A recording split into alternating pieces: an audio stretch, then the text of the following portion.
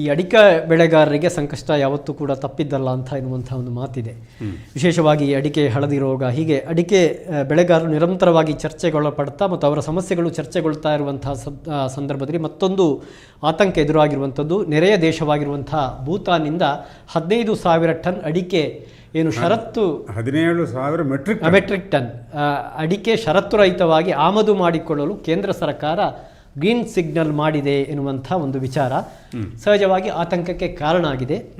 ಯಾಕೆ ಆತಂಕ? ಇದು ಹೊರಗಿನ ಅಡಿಕೆ ಬಂದರೆ ನಮ್ಮ ಅಡಿಕೆಗೆ ಪೆಟ್ಟು ಅನ್ನುವಂಥದ್ದು ಸಹಜವಾಗಿ ಆತಂಕ.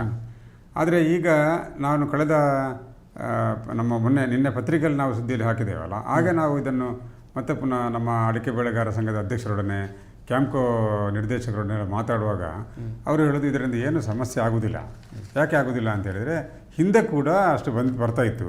2022ರಲ್ಲಿ ಬಂದಿದೆ, 23ರಲ್ಲಿ ಬಂದಿದೆ 17,000 ಮೆಟ್ರಿಕ್, ಏನು ಸಮಸ್ಯೆ ಆಗಲಿಲ್ಲ. ಅದರ ಕ್ವಾಲಿಟಿ ಭಾರಿ ಕಡಿಮೆ ಇರುವಂಥದ್ದು, ನಮಗೆ ಏನು ಸಮಸ್ಯೆ ಆಗೋದಿಲ್ಲ ಅಂತ. ಆದರೆ ಅದು ಈ ದೀರ್ಘಕಾಲೀನ ಪರಿಣಾಮಗಳು ಬೇರೆ ಬೇರೆ ರೀತಿಯಲ್ಲಿ ಬರ್ಬೋದು ಅಂತ ಅನಿಸ್ತದೆ. ನಮ್ಮ ಅಡಿಕೆ ಬೆಳೆಗಾರರ ಸಂಘದ ಅಧ್ಯಕ್ಷರು, ಅಡಿಕೆ ಬೆಳೆಗಾರರ ಸಂಘದ ಅಧ್ಯಕ್ಷರು ಒಂದು ಆತಂಕವನ್ನು ವ್ಯಕ್ತಪಡಿಸಿದ್ದೇನೆಂದರೆ, ಕಳೆದ ಸರ್ತಿ 2 ದಾರಿಗಳಿತ್ತು ಈ ಆಮದು ಅಡಿಕೆ ಭೂತಾನ್ನಿಂದ ಬರುವುದಕ್ಕೆ. ಆ 2 ದಾರಿಗಳಲ್ಲಿ ಕೂಡ ಅಡಿಕೆ ಬೆಳೆಯುವ ಪ್ರದೇಶ ಇರಲಿಲ್ಲ. ಈ ಸರ್ತಿ ಅಸ್ಸಾಂನ ಮತ್ತು ಒಡಿಶಾದ 2 ಜಾಗಗಳನ್ನು ಕೊಟ್ಟಿದ್ದಾರೆ. ಅಲ್ಲಿ ಅಡಿಕೆ ಬೆಳೆಯುವ ಪ್ರದೇಶಗಳಿಂದಾಗಿ ಬರ್ತದೆ. ಆಗ ನಮಗೆ ಈ ಏನು ಅಕ್ರಮ ಅಡಿಕೆಗಳು ಅದು ಭೂತಾನ್ ಹೆಸರಲ್ಲಿ ಅಕ್ರಮವಾಗಿ ಒಳಗೆ ಬಂದು ಇಲ್ಲಿ ಮಾರುಕಟ್ಟೆಗೆ ಬರುವಂಥ ಸಾಧ್ಯತೆಗಳಿದೆ. ಅದರಿಂದಾಗಿ ನಮಗೆ ಸಮಸ್ಯೆ ಆಗ್ಬೋದು ಅನ್ನುವಂಥ ಆತಂಕವನ್ನು ವ್ಯಕ್ತಪಡಿಸಿದೆ. ಮುಂದುವರಿಸೋಣ. ಇದೀಗ ನಮ್ಮೊಂದಿಗೆ ಬಹುಶಃ ಇಂಥ ವಿಚಾರದಲ್ಲಿ ತಟ್ಟನೆ ಪ್ರತಿಕ್ರಿಯಿಸುವ ಮತ್ತು ಪ್ರತಿಭಟಿಸುವ ಮನೋಚಾತಿ ಉಳ್ಳಂಥ ನ್ಯಾಯವಾದಿಗಳು, ಸುಳ್ಯ ನಗರ ಪಂಚಾಯತ್ನ ಮಾಜಿ ಅಧ್ಯಕ್ಷರು, ಹಾಲಿ ಸದಸ್ಯರು ಆಗಿರುವಂಥ ಕಾಂಗ್ರೆಸ್ ನಾಯಕರಾಗಿರುವಂಥ ಎಂ ವೆಂಕಪ್ಪಗೌಡ ಅವರು ನೇರ ಸಂಪರ್ಕದಲ್ಲಿ ಜಾಯ್ನ್ ಆಗ್ತಾ ಇದ್ದಾರೆ. ವಕೀಲರೇ ನಮಸ್ತೆ. ನಮಸ್ತೆ. ನಮಸ್ತೆ. ಸಂಪಾದಕರು ಹರೀಶ್ ಬಂಟ್ವಾಳ್ ಇದ್ದಾರೆ, ಮಾತಾಡಿ ಸರ್. ವಕೀಲ ನಮಸ್ಕಾರ. ನಮಸ್ತೆ. ಹೇಗೆ ಅಡಿಕೆ ಆಮದಿಗೆ ಸಂಬಂಧಪಟ್ಟು ನಿಮ್ಮದೇನು ಪ್ರತಿಕ್ರಿಯೆ ಬಂದಿರಲಿಲ್ಲ, ಹಾಗೆ ನಾವು ನೋಡಿದ್ವಿ, ಏನಪ್ಪ ವೇಗಪಟ್ಟು ಸುದ್ದಿ ಇಲ್ಲ ಅಂತ. ಹಲೋ ಕಟ್ಟಾಯ್ತಾ? ಕರೆ ಕಡಿತಗೊಂಡಿದೆ, ನೀವು ಮಾತುಕತೆ ಮುಂದುವರಿಸಿ, ಅವರು ಲೈನಿಗೆ ತಗೊಳ್ಳುವ. ಹಾಗೆ ಈ ಅಸ್ಸಾಂನ ಕಡೆಯಿಂದಾಗಿ ಬರ್ತದಾದರೆ ಇದು ಸಮಸ್ಯೆ ಇದೆ ಅನ್ನುವಂಥ ಒಂದು. ಈ ಕ್ಯಾಂಪ್ಕೋ ನಿರ್ದೇಶಕರಾದ ಕೃಷ್ಣಪ್ರಸಾದ್ ಮರ್ತಿಲ ಅವರನ್ನು ಸಂಪರ್ಕಿಸಿದಾಗ ಅವರು ಇದರ ಸಮಸ್ಯೆ ಏನೂ ಇಲ್ಲ ಅಂತ ಹೇಳ್ತಾರೆ. ಆದರೆ ಒಂದು ಹೇಳ್ತಾರೆ ಅಂದರೆ, ಅಕ್ರಮವಾದಂಥ ಈ ಅಡಿಕೆಗಳು ಬರುವಂಥದ್ದು ಆದರೆ, ಅಕ್ರಮವಾಗಿ ಬರುವಂಥ ಅಡಿಕೆ ಬಂದರೆ ಆಗ ನಾವು ಮಾರ್ಕೆಟ್ಗೆ ಸಮಸ್ಯೆ ಆಗ್ತದೆ ಅಂತ ಹೇಳ್ತಾರೆ. ಈ ಅಕ್ರಮ ಅಡಿಕೆ ಮತ್ತು ಆಮದು ಅಡಿಕೆ ಅದು ಬರುವುದೇ ಒಳಗೆ. ಅದರಿಂದ ಈಗ ಕೃಷ್ಣಪ್ರಸಾದ್ ಮರ್ತಿಲ ಅವರು ಹೇಳೋದು, ಈ ಸರ್ಕಾರಕ್ಕೆ ಟ್ಯಾಕ್ಸ್ ಪೇ ಮಾಡಿ ಬಂದರೆ ಸಮಸ್ಯೆ ಇಲ್ಲ ಅಂತ. ಅದರದ್ದು ಹೇಗೆ ಲೈನಿಗೆ ಬಂದಿದ್ದಾರೆ ವಕೀಲರೇ ಹೇಳಿ. ವಕೀಲರೇ ಹೇಳಿ ಸರ್. ಈಗ ಅಡಿಕೆ ಬೆಳೆಗಾರರ ಪರವಾಗಿ ಮಾತಾಡೋದ್ರಲ್ಲಿ ಯಾವಾಗಲೂ ನೀವು ಮುಂಚೂಣಿ ಇರ್ತೀರಿ, ಬೇಕಲ್ಲ, ಕೃಷಿಕರಲ್ಲ ನಾವು. ಅದರ ಒಟ್ಟಿಗೆ ಬಿಜೆಪಿ ಅವರು ಏನಾದರೂ ತಪ್ಪು ಮಾಡಿದ್ದಾರೆ ಅಂತಾದರೆ ಖಂಡಿಸ್ಲಿಕ್ಕೂ ಕೂಡ ಬಹಳ ಮುಂಚೂಣಿ ಇರ್ತೀರಿ. ನಮ್ಮ ಕರ್ತವ್ಯ ಉಂಟಲ್ಲ. ಆದರೆ ಈ ಬಾರಿ 17,000 ಮೆಟ್ರಿಕ್ ಟನ್ ಅಡಿಕೆ ಭೂತಾನ್ನಿಂದ ಬರ್ತಾ ಇದೆ. ಆ ಅಡಿಕೆ ಬಂದದಿಂದ ಏನು ದೊಡ್ಡ ಸಮಸ್ಯೆ ಆಗೋದಿಲ್ಲ ಅಂತ ಕೂಡ ಈಗ ಕ್ಯಾಂಪ್ಕೋ ನಿರ್ದೇಶಕರ ಸ್ಟೇಟ್ಮೆಂಟ್ ಬಂದಿದೆ. ಅದರಿಂದಾಗಿ ನೀವು ಏನು ಸುಮ್ಮನೆ ಕೂತಿದ್ದೀರಿ ಯಾಕೆಂದ್ರೆ ನಮಗೆ ಕೂಡ ಅನಿಸಿತು, ಏನು ನಿಮ್ಮ ಪ್ರತಿಕ್ರಿಯೆ ಇರಬಹುದು ಅಂತ. ಈಗ ನೀವು ಲೈನಿಗೆ ಬಂದ್ರಿ. ನೋಡಿ, ಕಳೆದ ಬಾರಿ ಇದೇ ರೀತಿ ಭೂತಾನಿಂದ 17 ಟನ್ ಅಲ್ಲ, ಅದು 17,000 ಮೆಟ್ರಿಕ್ ಟನ್ 17,000 ಮೆಟ್ರಿಕ್ ಟನ್ ಬಂದಾಗ ನಮ್ಮವರೇ ಆದಂತ, ನಮ್ಮ ಊರಿನವರೇ ಆದಂತ MP ಅವರಿದ್ದಾರೆ ನೋಡಿ, ಡೆಲ್ಲಿಯಲ್ಲಿ ಈಗ ಮಂತ್ರಿ ಆಗಿದ್ದಾರೆ ನೋಡಿ. ಅವ್ರು ಏನ್ ಹೇಳಿದ್ರು ಅಂತಂದ್ರೆ, ಅದು ಗೊತ್ತಿಲ್ಲ, ಒಂದು ಸಾರಿ ಒಂದು ಲೋಡ್ ಮಾತ್ರ. ನಿಮ್ಮ ಊರಿನವರು ಬಂಧುಗಳು ಅಂತ ಗೊತ್ತಿಲ್ಲ ಅಂತ ಹೇಳ್ತೀರಾ ಈಗ? ಹೌದು, ಒಂದು ಬಾರಿ ಮಾತ್ರ ಬಂದಿದ್ದು. ಇದೇನು ಪರಿಣಾಮ ಬೀರುವುದಿಲ್ಲ ಅನ್ನುವಂಥದ್ದನ್ನ ಒಂದು ಹಾರಿಕೆ ಮಾತನ್ನ ಹೇಳಿ ನಮ್ಮನ್ನ ಮೋಸ ಮಾಡತಕ್ಕಂಥ, ರೈತರನ್ನ ಮೋಸ ಮಾಡತಕ್ಕಂಥ ಕೆಲಸವನ್ನ ಅವ್ರು ಮಾಡ್ತಾರೆ. ಅದರಲ್ಲಿ ನಿಸ್ಸೀಮರವರೆಲ್ಲ ಬಿಜೆಪಿಯವರು. ಈಗಲೂ ಕೂಡ ಅದರಿಂದ ಏನಾಗುದಿಲ್ಲ, ಒಂದು ಬಾರಿ ಬರ್ತದೆ, ಅದು ಒಂದು ಬಾರಿ ಬರ್ತದೆ ಮತ್ತೆ ನಿಲ್ತದೆ ಅನ್ನುವಂತ ರೀತಿಯಲ್ಲಿ ಮಾತಾಡ್ತಾರೆ. ಒಂದು ವೇಳೆ ಕಾಂಗ್ರೆಸ್ ಗವರ್ಮೆಂಟ್ ಕೇಂದ್ರದಲ್ಲಿ ಇದ್ರೆ ಇಡೀ ಬೀದಿಯಲ್ಲಿ ಇವರು ಓಡಾಡ್ತಾ ಇದ್ರು. ನಮ್ಮ ಅಡಿಕೆ ಹೋಯ್ತು, ಪ್ರದೇಶದಿಂದ ಬಂದು ಅಡಿಕೆ ಸಂಪೂರ್ಣವಾಗಿ ಇಲ್ಲಿ ನಮ್ಮ ದೇಶದ ಅಡಿಕೆ ಏನು ಬೆಳೆಗಾರರಿಗೆ ತೊಂದರೆ ಆಗ್ತದೆ, ಅನ್ಯಾಯ ಆಗ್ತದೆ ಅನ್ನುವಂತ ಮಾತನ್ನು ಹೇಳ್ತಾ ಇದ್ರು. ನಾನು ಕೇಳ್ತಾ ಇದ್ದೀನಿ ಇವತ್ತು ಬಿಜೆಪಿ ಅವರಿಗೆ, ಪತ್ರಿಕೆಯಲ್ಲಿ ಬರುವಂತದ್ದು ಕಣ್ಣು ಕಾಣ್ತಾ ಇಲ್ವಾ ನಿಮಗೆ? ಅಥವಾ ಈ ಮೀಡಿಯಾದಲ್ಲಿ ಬರತಕ್ಕಂಥದ್ದು ಕಿವಿ ಕೇಳ್ತಾ ಇಲ್ವಾ, ಅಥವಾ ಕಣ್ಣಿದ್ದು ನೀವು ಕೂಡ್ರಾಗಿದ್ದೀರಾ ಅಂತ ನಾನು ಅವರಿಗೆ ಪ್ರಶ್ನೆಯನ್ನ ಮಾಡ್ತಾ ಇದ್ದೇನೆ. ಇಂಥ ಸಂದರ್ಭದಲ್ಲಿ ಅವರು ಇದನ್ನು ತಡೆ ಹಿಡಿಬೇಕು. ಯಾರು ತಡೆ ಹಿಡಿಬೇಕು? ಕೇಂದ್ರದವರು ತಡೆ ಹಿಡಿಬೇಕು.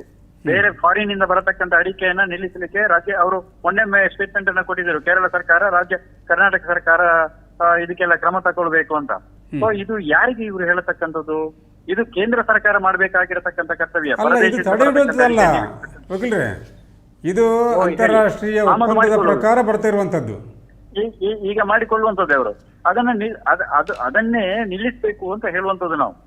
ಅದು ಅದನ್ನ ತಡೆಯದೆ ಹೋದ್ರೆ ಆಮದನ್ನ ತಡೆಯದೆ ಹೋದ್ರೆ ನಮಗೆ ಸಂಪೂರ್ಣವಾಗಿ ನಮಗೆ ಉಳಿಗಾಲ ಇಲ್ಲ. ನಮ್ಮ ರೈತ ಬೆಳೆಗಾರರಿಗೆ ಉಳಿಗಾಲ ಇಲ್ಲ ಅಂತ ನಾನು ಹೇಳತಕ್ಕಂಥದ್ದು. ಕಡಿಮೆಗೆ ನೋಡಿ, 550 ರೂಪಾಯಿಗೆ ಅಡಿಕೆ ಹೋಗಿತ್ತು, ಹೌದಾ? 550 ರೂಪಾಯಿಗೆ ಅಡಿಕೆ ಮಾರಾಟ ಆಗಿರತಕ್ಕಂಥದ್ದು ಇತಿಹಾಸ ಇದೆ. ಹಳೆ ಅಡಿಕೆ ಮಾರಾಟ ಆಗೋದಂತ ಇತಿಹಾಸ ಇದೆ. ಇವತ್ತು ಪರದೇಶದಿಂದ ಬರತಕ್ಕಂಥ ಅಡಿಕೆ ಬಂದ ತಕ್ಷಣ ಮೊನ್ನೆ 400, 485, 490 ರೂಪಾಯಿ ಇದ್ದಿರತಕ್ಕಂಥ ಅಡಿಕೆ ಇವತ್ತು ನಿನ್ನೆ ದಿನ 475ಕ್ಕೆ ಇಳಿದಿದೆ. ಇವತ್ತಿನ ದಿನ ಏನು ಗೊತ್ತಿಲ್ಲ ನನಗೆ. 475ಕ್ಕೆ ಇಳಿದಿದೆ. ಪರದೇಶದಿಂದ ಅಡಿಕೆ ಬರ್ತದೆ ಅಂತ ಹೇಳತಕ್ಕ ಸಂದರ್ಭದಲ್ಲಿ ಸೊ ಅಡಿಕೆ ಕಡಿಮೆ ದರ. ಅದು ನಾನು ಹಳೆ ಅಡಿಕೆ ಕೇಳ್ತಾ ಇದ್ದೀನಿ, ನಾನು ಸಿಂಗಲ್ ಚೋಳಿಗೆ ಹೇಳ್ತಾ ಇದ್ದೇನೆ. ಹೊಸ ಅಡಿಕೆಗೆ 405, 410 ತನಕ ಹೋಗಿರತಕ್ಕಂಥ ಇವತ್ತು 402 ತನಕ ಇಳಿದಿದೆ. ಸೊ ಇದರಿಂದ ಬೆಳೆಗಾರರಿಗೆ ಅನ್ಯಾಯ ಆಗ್ತಾ ಇದೆ. ನಾನು ಇಲ್ಲಿನ MP ಅವರನ್ನ ಒತ್ತಾಯ ಮಾಡ್ತಾ ಇದ್ದೇನೆ, ನೀವು ಇಲ್ಲಿ ಸುಮ್ಮನೆ ಅಲ್ಲಿ ಇಲ್ಲಿ ಇಲ್ಲದನ್ನ ಈ ಪ್ರತಿಭಟನೆ ಯಾವುದು ಏನೋ ಬೇರೆ ರೀತಿಯ ಸಣ್ಣ ಪುಟ್ಟ ವ್ಯತ್ಯಾಸಗಳಾದಾಗ ಪ್ರತಿಭಟನೆ ಮಾಡುವುದರ ಬದಲು ಇಡೀ ರೈತ ಸಮುದಾಯನ ರಕ್ಷಣೆ ಮಾಡತಕ್ಕಂಥ ಕೆಲಸವನ್ನು ನೀವು ಕೇಂದ್ರದಲ್ಲಿ ಹೋಗಿ ಮಾಡಬೇಕು. ಮುಂದಿನ ನಿಮ್ಮ ಏನು ಅಧಿವೇಶನ ಇದೆಯಲ್ಲ, ಆ ಅಧಿವೇಶನ ಸಂದರ್ಭದಲ್ಲಿ ರೈತ ಬೆಳೆಗಾರರ ಪರವಾಗಿ ನಮ್ಮ ಸಂಸದರಾಗಿರತಕ್ಕಂಥ ಚೌಟರು ಹೋರಾಟವನ್ನ ಮಾಡಬೇಕು ಅಂತ ಈ ಮೂಲಕ ಆಗ್ರಹಿಸ್ತೇನೆ. ಏನ್ ಮಾಡಬೇಕು? ಪರದೇಶದಿಂದ ಬರತಕ್ಕಂಥ ಅಡಿಕೆಯನ್ನ ನಿಲ್ಲಿಸಬೇಕು ಅಂತ ಹೋರಾಟವನ್ನ ಮಾಡಬೇಕು. ಕೇಂದ್ರದಲ್ಲಿ ಅದು ಹೋರಾಟ ಮಾಡಬೇಕಾದ್ರೆ ನೀವು ಅವರು ಸರ್ಕಾರಕ್ಕೆ ಮನವಿ ಮಾಡಬೇಕಾದ ಅವರು ಮನವಿ ಮಾಡಬೇಕು. ನಾನು ಅವರನ್ನು ಆಗ್ರಹಿಸುವುದು ಅವರು ಮಾತಾಡ್ಲಿಕ್ಕೆ ನಿಮಗೆ ಮಾತಾಡ್ಲಿಕ್ಕೆ ಸಂಸತ್ತಿನಲ್ಲಿ ಆಗುದಿಲ್ಲ ಅಲ್ಲ. ಸಂಸತ್ತಿನಲ್ಲಿ ಯಾರಿಗೆ ಮಾತಾಡ್ಲಿಕ್ಕೆ ಆಗ್ಬೇಕು ಅವರೇ ಮಾತಾಡೋದು ತಾನೆ. ಇಂದಿನ ಸಂಸದರಿಗೆ ಇಂಗ್ಲಿಷ್ ಮಾತಾಡ್ಲಿಕ್ಕೆ, ಹಿಂದಿ ಮಾತಾಡ್ಲಿಕ್ಕೆ ಬರ್ತಿರ್ಲಿಲ್ಲ ಅನ್ನುವಂತ ಒಂದು ಅಪವಾದ ಇತ್ತು. ಸಂಸತ್ತಿನಲ್ಲಿ ಅದರ ಬಗ್ಗೆ ಪ್ರಶ್ನೆ ಮಾಡ್ಲಿಕ್ಕೆ ಆಗುದಿಲ್ಲ. ಈಗಿನ ಸಂಸದರಿಗೆ ಇಂಗ್ಲಿಷ್, ಹಿಂದಿ ಎರಡು ಗೊತ್ತಿದೆ ಅಲ್ವಾ? ಇವರು ಮಾತಾಡ್ಬೇಕು ಅದನ್ನ. ಸಂಸದಲ್ಲಿ ಕನ್ನಡದಲ್ಲಿ ಕೂಡ ಮಾತಾಡ್ಲಿಕ್ಕೆ ಆಗ್ತದೆ. ಆದ್ರೂ ಕನ್ನಡದಲ್ಲಿ ಮಾತಾಡಿದ್ರೆ ಎಲ್ರಿಗೂ ಗೊತ್ತಾಗುವುದಿಲ್ಲ. ಹಾಗಾಗಿ ಅವರಿಗೆ ಗೊತ್ತಿರತಕ್ಕಂಥ ಭಾಷೆಯಲ್ಲಿ ಮಾತಾಡಿದ್ರೆ ಅವರನ್ನ ಅಟ್ರಾಕ್ಟ್ ಮಾಡ್ಲಿಕ್ಕೆ ಆಗ್ತದೆ, ನಮ್ಮ ಕಡೆ ಗಮನ ಹರಿಸಲಿಕ್ಕೆ ಆಗ್ತದೆ, ನಮ್ಮ ಸಮಸ್ಯೆ ಬಗ್ಗೆ ಗಮನ ಹರಿಸಲಿಕ್ಕೆ ಸಾಧ್ಯತೆಗಳಾಗ್ತವೆ. ಒಂದು ಅಭಿಪ್ರಾಯ ಇದೆ ವಕೀಲ್ರೆ, ಒಂದು ಅಭಿಪ್ರಾಯ, ನೀವು ಕೂಡ ಅಡಿಕೆ ಬೆಳೆಗಾರರೇ. ಒಂದು ಅಭಿಪ್ರಾಯ ಇದೆ ಹೇಗಂದ್ರೆ, ಈಗ ಅಲ್ಲಿಂದ ಭೂತಾನಿಂದ ಬರುವಂತ ಅಡಿಕೆ ಅದು ಅಲ್ಲಿಂದ ಹೊರಟು ಶಿಪ್ಪಿನ ಮೂಲಕ ಇಲ್ಲಿಗೆ ತಲುಪಾಗುವ 15-20 ದಿವಸ ಹೋಗ್ತದೆ. ಆಗ ಅದು ಕ್ವಾಲಿಟಿ ಕೂಡ ಒಳ್ಳೆ ಕ್ವಾಲಿಟಿ, ಅದು ಹಸಿ ಅಡಿಕೆ ಒಳ್ಳೆ ಕ್ವಾಲಿಟಿ ಇರುವುದಿಲ್ಲ. ಇಲ್ಲಿಗೆ ಬಂದು ತಲುಪೋದು ಕರಿಗೋಟಿನ ಹಾಗೆ ಆಗ್ತದೆ. ಆದ್ದರಿಂದ ನಮ್ಮ ಕ್ವಾಲಿಟಿ ಅಡಿಕೆಗೆ ಏನು ಸಮಸ್ಯೆ ಆಗುದಿಲ್ಲ ಅನ್ನುವಂಥ ಒಂದು ವಾದ ಇದೆ. ಇಲ್ಲ, ಅದನ್ನ ಮಿಕ್ಸಪ್ ಮಾಡ್ತಾರೆ. ಈಗ ಪ್ರಶ್ನೆ ಏನಾಗಿದೆ ಅಂತ ಹೇಳಿದ್ರೆ, ಅವರದ್ದು ಬಂದಿರತಕ್ಕಂಥ ಅಡಿಕೆ ಇದು ಫಾರಿನ್ ಇಂದ ಬಂದಿರತಕ್ಕಂಥ ಅಡಿಕೆ ಅಂತ ಸಪರೇಟ್ ಅವರು ಮಾರಾಟ ಮಾಡುವುದಾದ್ರೆ ನಮ್ಮ ಅಡಿಕೆಗೆ ತೊಂದರೆ ಆಗ್ಲಿಕ್ಕಿಲ್ಲ ಅನ್ನುವಂತ ನಾವೊಂದು ಭಾವನೆಯನ್ನ ಇಟ್ಕೊಳ್ಬಹುದು. ಆದ್ರೆ ಇಲ್ಲಿ ಏನ್ ನಡೀತಾ ಇದೆ ಅಂತ ಹೇಳಿದ್ರೆ, ಕಡಿಮೆ ದರದ ಅಡಿಕೆಯನ್ನ ಕಡಿಮೆ ಗುಣಮಟ್ಟದ ಅಡಿಕೆಯನ್ನ ತಂದು ನಮ್ಮ ಹೆಚ್ಚಿನ ಗುಣಮಟ್ಟದ ಅಡಿಕೆ ಒಟ್ಟಿಗೆ ಬೆರೆಸಿಕೊಂಡು ಆ ಕಡಿಮೆದನ್ನ ಹೆಚ್ಚಿನ ಗುಣಮಟ್ಟದ ಅಡಿಕೆಯ ರೇಟಿಗೆ ಅವರು ಮಾರಾಟ ಮಾಡಿ ಈ ದಲ್ಲಾಳಿ ಮಾಡತಕ್ಕಂಥ ವ್ಯವಹಾರವನ್ನ ನಾವು ಕಾಣ್ತಾ ಇದ್ದೇವೆ. ಅದು ನಮ್ಮ ರೈತರ ಮೇಲೆ ಕೆಟ್ಟ ಪರಿಣಾಮ ಬೀರುತ್ತದೆ. ಅನ್ನುವಂಥದ್ದು ನಾವು ಹೇಳತಕ್ಕಂಥದ್ದು. ಅಂದ್ರೆ ಅಡಿಕೆ ಹೆಚ್ಚಿನ ಪ್ರಮಾಣದಲ್ಲಿ ಬರುವಂತದ್ದಾಗ್ತದೆ. ಈಗ ಅಡಿಕೆ ನಮ್ಮಲ್ಲಿ ಕಡಿಮೆ ಆದ್ರೆ, ಸ್ಕ್ಯಾರಿಸಿಟಿ ಆದ್ರೆ ಕಡಿಮೆ ಆದ್ರೆ ನಮ್ಮ ಅಡಿಕೆಗೆ ದರ ಜಾಸ್ತಿ ಆಗತಕ್ಕಂಥದ್ದು ನಾವು ನಿರೀಕ್ಷಿಸಬಹುದು. ಅಡಿಕೆ ಬೇಕಾದಷ್ಟು ಉಂಟು ಅಂತ ಹೇಳಿದ್ರೆ ಏನ್ ಮಾಡ್ಲಿಕ್ಕೆ ಬರ್ತದೆ? ಈಗ ಆ ಪರದೇಶದಿಂದ ಬರುವಂತ ಅಡಿಕೆಯನ್ನು ನಮ್ಮೊಟ್ಟಿಗೆ ಮಿಕ್ಸ್ ಮಾಡುವ ಕಾರಣ ನಮ್ಮಲ್ಲಿ ಅಡಿಕೆ ಯಥೇಚ್ಛವಾಗಿ ಸಿಗ್ತದೆ ಅನ್ನುವಂತ ಭಾವನೆ ಇಲ್ಲಿ ಬರ್ತದೆ. ಮಾರ್ಕೆಟ್ ನಲ್ಲಿ ಯಥೇಚ್ಛವಾಗಿ ಸಿಗ್ತದೆ ಅಂತ ಭಾವನೆ ಬರ್ತದೆ. ಹಾಗಾಗಿ ಅಡಿಕೆಗೆ ದರ ಕಡಿಮೆ ಆಗ್ತದೆ. ಇದು ವಾಸ್ತವ ಸಂಗತಿ. ಸೊ ಅವ್ರು ಏನು ಬಿಜೆಪಿ ಅವರು ಅದನ್ನ ಬೇರೆ ಬೇರೆ ರೀತಿಯ ಬೈಫರ್ಕೇಟ್ ಮಾಡ್ತಾರೆ ಅಂತ ಹೇಳಿದ್ರೆ ಅದು ಸರಿಯಲ್ಲ. ನಾನು ಅವರಿಗೆ ಮತ್ತೆ ಕ್ಯಾಂಪ್ಕೋದವರಿಗೆ ನಾನು ಒತ್ತಾಯವನ್ನ ಮಾಡತಕ್ಕಂಥ ನಿಮ್ಮ ಮುಖೇನ ಹಲೋ ಕ್ಯಾಂಪ್ಕೋದವರಿಗೆ ನಿಮ್ಮ ಮುಖೇನ ಅವರಿಗೆ ಒತ್ತಾಯ ನಾವು ಮಾಡತಕ್ಕಂಥದ್ದು, ಯಾವ ಈ ಕ್ಯಾಂಪ್ಕೋ ಹುಟ್ಟಿಕೊಂಡಿರತಕ್ಕಂಥದ್ದು ವಾರಣಾಸಿ ಸುಬ್ರಾಯ ಭಟ್ರವರ ನೇತೃತ್ವದಲ್ಲಿ ಹಿಂದಿನ ಕಾಂಗ್ರೆಸ್ ಸರ್ಕಾರ ಇರತಕ್ಕಂಥ ಸಂದರ್ಭದಲ್ಲಿ ಹುಟ್ಟಿಕೊಂಡಿರತಕ್ಕಂಥದ್ದು. ಅದು ಯಾಕೆ ಹುಟ್ಟಿಕೊಂಡಿದೆ? ರೈತ ಬೆಳೆಗಾರರನ್ನ ರಕ್ಷಣೆ ಮಾಡಬೇಕು ಅನ್ನೋ ದೃಷ್ಟಿಯಿಂದ ಹುಟ್ಟಿಕೊಂಡಿದೆ. ಆದ್ರೆ ಇವತ್ತು ಕ್ಯಾಂಪ್ಕೋದಲ್ಲಿ ಅಧಿಕಾರ ಮಾಡತಕ್ಕಂಥವರು ರೈತರ ಸಂಕಷ್ಟಕ್ಕೆ ಮುಂದೆ ಬಾರದೆ ರೈತರನ್ನ ರಕ್ಷಣೆ ಮಾಡುವುದರ ಬದಲು ಅವರು ವ್ಯಾಪಾರವನ್ನ ಮಾಡಿ ಅದೊಂದು ವ್ಯಾಪಾರ ಸಂಸ್ಥೆಯಾಗಿ ಬೆಳ್ಕೊಂಡು ಬಂದಿದೆ ಅನ್ನುವಂತ ನಮಗೆ ಒಂದು ರೀತಿಯ ಆತಂಕದ ಮತ್ತೆ ಒಂದು ರೀತಿಯ ಶೋಚನೀಯವಾಗಿರತಕ್ಕಂತ ಸಂದರ್ಭವನ್ನು ನಾನು ನಿಮ್ಮ ಮುಖೇನ ಅವರ ಗಮನಕ್ಕೆ ತರಬೇಕು. ಈ ಅಡಿಕೆ ಆಮದಿನಿಂದ ಭೂತಾನಿಂದ ಬರೋದಂದ್ರೆ ಏನೇನು ಸಮಸ್ಯೆ ಆಗುದಿಲ್ಲ ಅಂತ ಕ್ಯಾಂಪು ನಿರ್ದೇಶಕರು ಹೇಳಿದರು. ಅವರ ಸರ್ಕಾರವನ್ನ ಅವರು ವಾದ ಮಾಡ್ಲೇಬೇಕಲ್ಲ. ಅವರು ವಾದ ಮಾಡ್ಲಿಕ್ಕೆ ಇರತಕ್ಕಂಥವ್ರು, ಅವರು ನಮ್ಮ ರಕ್ಷಣೆ ಮಾಡತಕ್ಕಂಥವರಲ್ಲ. ಅವರು ಅವರ ಸರ್ಕಾರವನ್ನ ಏನು ಡಿಫೆಂಡ್ ಮಾಡ್ಲಿಕ್ಕೆ ಇರತಕ್ಕಂಥ ರೀತಿಯಲ್ಲಿ ಅವ್ರು ಮಾತಾಡ್ತಾರೆ. ಅವರ ಮೂಗಿನ ನೇರಕ್ಕೆ ಅವರು ಮಾತಾಡ್ತಾ ಇದ್ದಾರೆ. ವಾಸ್ತವ ಸಂಗತಿ ಅವರು ಮಾತಾಡುವಂತದ್ದಲ್ಲ. ಅದರಿಂದ ನಮಗೆ ತೊಂದರೆ ಆಗ್ತದೆ. ಈಗ ನೋಡಿ, ದರ ಕಡಿಮೆ ಆಗ್ತದೆ ನೋಡಿ. ನಿಮಗೆ ಅವರಿಗೆ ನಾನು ಒಂದು ಉದಾಹರಣೆ ಹೇಳ್ತಾ ಇದ್ದೀನಿ. ಕೊರೋನಾ ಕಾಲದಲ್ಲಿ ಪರದೇಶದಿಂದ ಅಡಿಕೆ ಬರ್ತಾ ಇರಲಿಲ್ಲ. ಯಾಕೆ ದೇಶೀಯ ಮಟ್ಟದ ಅಡಿಕೆಗೆ ರೇಟ್ ಏರ್ತಾ ಇತ್ತು? ಪರದೇಶದಿಂದ ಅಡಿಕೆ ಬರ್ತಾ ಇರಲಿಲ್ಲ. ಆ ಕಾರಣಕ್ಕಾಗಿ ದೇಶೀಯ ಮಟ್ಟದ ಅಡಿಕೆಗೆ ದರ ಏರ್ತಾ ಇತ್ತು. ಯಾಕೆ ಚುನಾವಣೆ ಕಾಲದಲ್ಲಿ ದೇಶ ಅಡಿಕೆಗೆ ದರ ಯಾಕೆ ಏರ್ತಾ ಇದೆ? ಪರದೇಶದಿಂದ ಅಡಿಕೆ ಬರ್ತಾ ಇಲ್ಲ. ಹಲೋ, ಹಾಗೆ ಇದು ನಾನು ಅವರಿಗೆ ಉದಾಹರಣೆ ಹೇಳತಕ್ಕಂಥದ್ದು. ಸೊ ಹಾಗಾಗಿ ಇದು ಅವರು ಹೇಳತಕ್ಕಂಥದ್ದು, ಅವರ ಮೂಗಿನ ನೇರಕ್ಕೆ ಅವರು ಮಾತಾಡತಕ್ಕಂಥದ್ದು, ಮತ್ತು ಅವರು ಕೇಂದ್ರದ ಬಿಜೆಪಿ ಸರ್ಕಾರವನ್ನು ರಕ್ಷಣೆ ಮಾಡುವ ಒಂದು ಉದ್ದೇಶದಿಂದ ಅವರು ಈ ರೀತಿಯ ಮಾತುಗಳನ್ನು ಮಾತಾಡ್ತಾರೆ ವಿನಃ ಅದರಲ್ಲಿ ಯಾವುದೇ ಸತ್ಯಾಂಶಗಳಿಲ್ಲ ಅನ್ನೋದು ಸ್ಪಷ್ಟವಾಗಿ ಹೇಳಬಲ್ಲೆ. ಅತ್ತೆ, ಇದು ನನ್ನ ಬರ್ಡೇ ಗಿಫ್ಟ್. ಇದೆಲ್ಲ ಜೀವನದಲ್ಲಿ ನನಗೋಸ್ಕರ ತಗೊಂಡ್ಬಂದಿದ್ದಾರೆ. ನಿನ್ ಮೇಲೆ ತುಂಬಾ ಚೆನ್ನಾಗಿ ಕಾಣುತ್ತೆ. ಇದು ತುಂಬಾ ಚೆನ್ನಾಗಿದೆ ಅಲ್ವಾ? ತುಂಬಾ ಚೆನ್ನಾಗಿದೆ.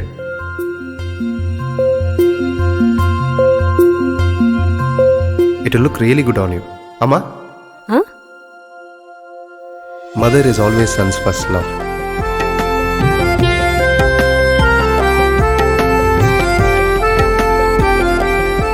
ಪ್ರತಿ ಪೀಳಿಗೆಯ ಪ್ರೀತಿಯ ಮಳಿಗೆ GL ಆಚಾರ್ಯ ಜ್ಯುವೆಲರ್ಸ್.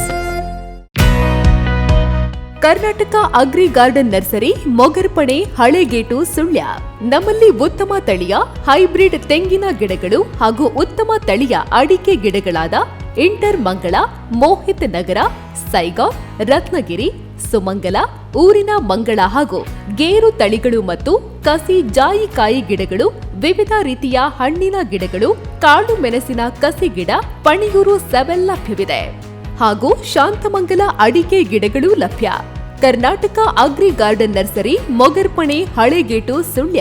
ಕಾಂಟ್ಯಾಕ್ಟ್ 9048865019.